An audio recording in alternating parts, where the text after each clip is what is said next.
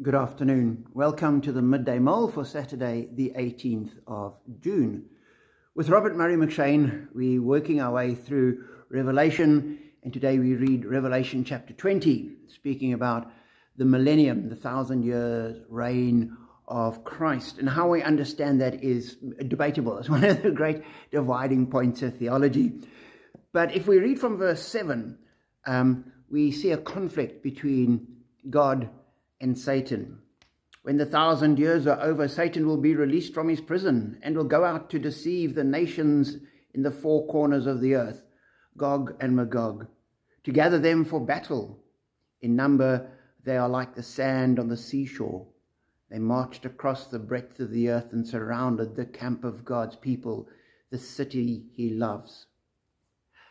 And so we have this image of these enormous forces of evil outnumbering the sands of the seashore. And that's a telling image. If you sit on the seashore and you pour out the sand through your hands and you look at all the grains falling, there are that many people coming against the city of God, coming against the righteous.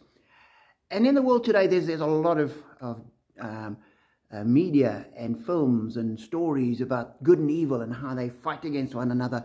And it's usually portrayed as a battle of good and evil, and they're equally matched, and the outcome is in the balance. And if this doesn't happen, then everything's going to go pear-shaped. And it's not like that.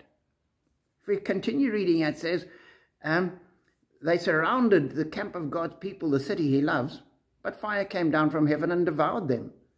And the devil who deceived them was thrown into the lake of burning sulfur. There wasn't even a battle. It just was over in an instant. God just said, that's it, wrap it up, and it was over. And so we must never be tricked into thinking that good and evil are equal and opposite. They may well be opposite, but they're certainly not equal.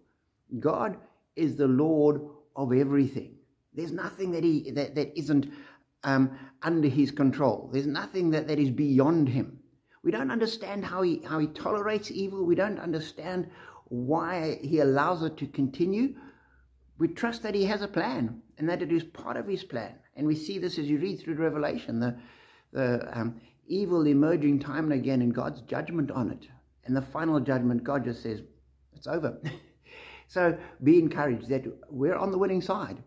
God has already won the victory and he's given it to us. We are part of, we share in his victory.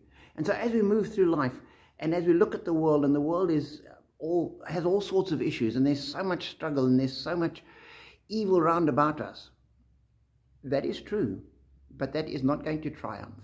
In the long run, that is not going to be victorious, because we know that has already been judged. Satan has already been judged. Satan has already been defeated, and his end is merely a matter of waiting.